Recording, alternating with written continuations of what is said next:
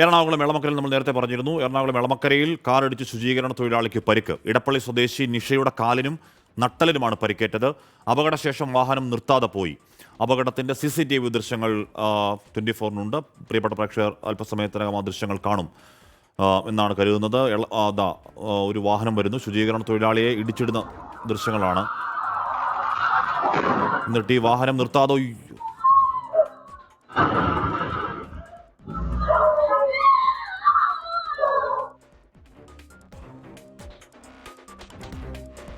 നിതിൻ അംബുജൻ വിവരങ്ങൾ വെച്ചിരുന്നു. നിതിൻ,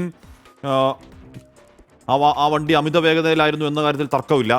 ഇടിച്ചിട്ടതിന് ശേഷം വണ്ടി എടുത്തുകൊണ്ട് പോയി എന്നതാണോ?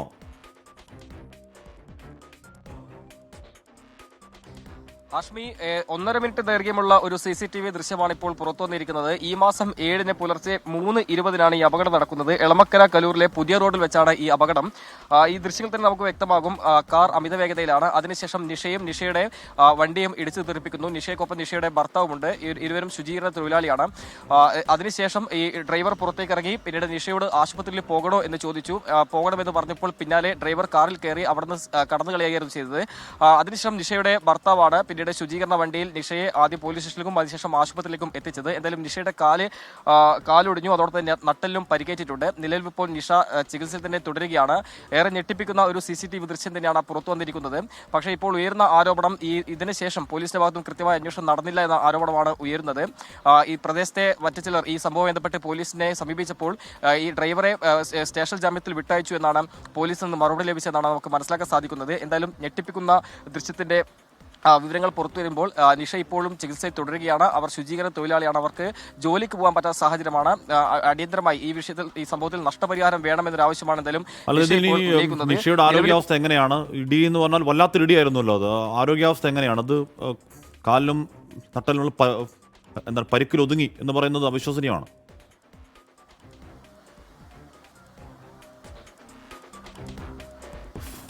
ഹാഷ്മി, തീർച്ചയായും അവിശ്വസനീയമാണ് എന്ന് തന്നെ പറയാം. കാരണം ആ ഒരു ഇടിയുടെ ഭീകരത നമുക്ക് കാണാം. ആ CCTV ദൃശ്യം നിന്ന് വ്യക്തമാണ്. കാരണം ഈ ഒരു ഇടിക്ക് ശേഷം ആ വാഹനം അങ്ങോട്ടേക്ക് തെറിച്ചു പോകുന്നു. നിഷയും സമീപത്തേക്ക് തെറിച്ചു പോകുന്നുണ്ട്. ഏതായാലും അവർക്ക് നട്ടലിലും അതോടൊപ്പം തന്നെ കാലിലും മാത്രം പരിക്കേറ്റിരിക്കുന്നത്. ആ നിലയിൽ ഈ അപകടം ഒഴിഞ്ഞു മാറി, അതായത് വലിയ ദൂരത്തു നിന്ന് അപകടം ഒഴിഞ്ഞു മാറി എന്ന് പറയാം.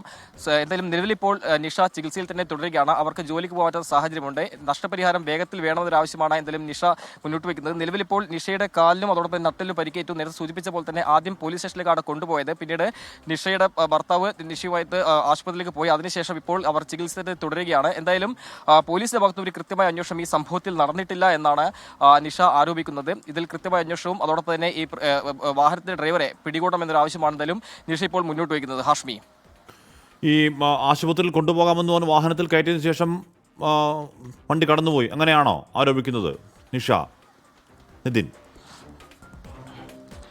ഹാഷ്മി, നിഷയുടെ ആരോപണം അത്തരത്തിലാണ്. കാരണം ഈ ഒരു CCTV ദൃശ്യം വ്യക്തമാണ്. ആദ്യം വാഹനം ഇടിക്കുന്നു, അതിനുശേഷം ഡ്രൈവർ പുറത്തേക്ക് ഇറങ്ങി നിഷയോട് സംസാരിക്കുന്നു. നമ്മൾ മനസ്സിലാക്കുന്ന പ്രകാരം നിഷയോട് ആശുപത്രിയിലേക്ക് കൊണ്ടുപോകണോ എന്നാണ് നിഷയോട് ചോദിച്ചത്. ആശുപത്രിയിലേക്ക് പോകണമെന്ന് നിഷ പറഞ്ഞതിന് പിന്നാലെ ഈ ഡ്രൈവർ വാഹനത്തിലേക്ക് കയറി അവിടെ നിന്ന് സ്ഥലം കടന്നു കളയുന്ന ഒരു സമീപനമാണ് ഡ്രൈവറുടെ ഭാഗത്തും ഉണ്ടായത്. അതിനുശേഷം നിഷയുടെ ഭർത്താവ് തൊട്ടടുത്ത് ഈ അപകട സമയത്ത് നിഷയുടെ ഭർത്താവ് ഒപ്പം ഉണ്ടായിരുന്നു. നിഷയുടെ ഭർത്താവാണ് പിന്നീട് നിഷയെ ആശുപത്രിയിലേക്ക് കൊണ്ടുപോയത്.